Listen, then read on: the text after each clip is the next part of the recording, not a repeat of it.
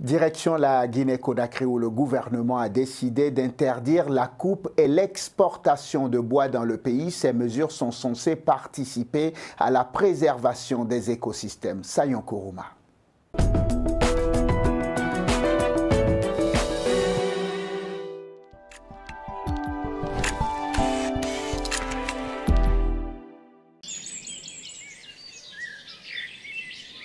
Nous sommes à Farana, à 430 km de la capitale guinéenne. Ici prend source le fleuve Niger, le troisième le plus long d'Afrique. Seulement voilà, depuis peu, le niveau d'eau est au plus bas, même en cette saison pluvieuse. Conséquence de la coupe abusive de bois. La forêt guinéenne est entièrement dévastée.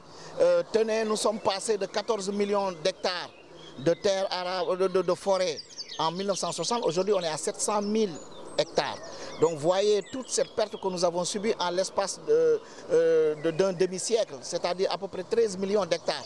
On le voit aujourd'hui, tous ces dérèglements climatiques. Et la Guinée était connue par sa verdure, par sa végétation, par son écosystème. Aujourd'hui, cet écosystème est en train de disparaître. Il faut s'arrêter, se poser les bonnes questions, mais appliquer aussi les bonnes politiques. Et pour l'État, les bonnes politiques, c'est justement de sévir. Récemment, le gouvernement d'Alpha Condé, à travers un décret, a décidé d'interdire la coupe de bois en Guinée et la délivrance de permis. Une décision saluée par les écologistes guinéens. Vraiment, la Guinée, on abuse vraiment de l'environnement. Et il n'est pas sans savoir que l'environnement, c'est notre vie en fait. Il faut la protéger. Donc nous sommes là pour vraiment soutenir l'idée du ministre. Parce que l'environnement qui est là, les arbres, c'est ce que nous respirons.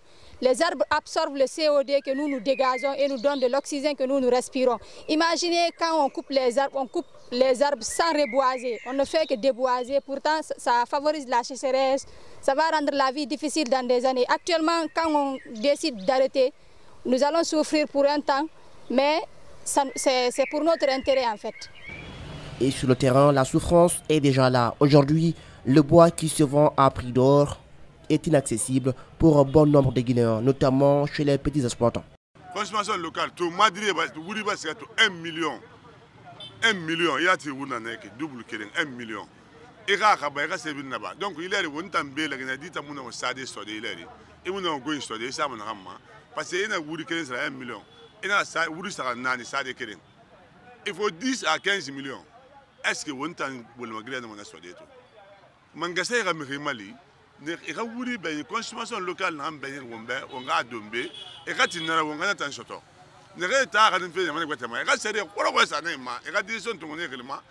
comme il faut. Les prix sont multipliés maintenant sur le terrain. Non seulement le prix du bois était cher, mais après le communiqué de l'interdiction aussi, ça augmente encore toujours le prix. Donc ça nous emmerde vraiment ça nous fatigue. Considérée comme un château d'eau de l'Afrique de l'Ouest, la Guinée peine aujourd'hui à protéger son écosystème. Un fait qui risque d'avoir des conséquences sur toute la région ouest-africaine.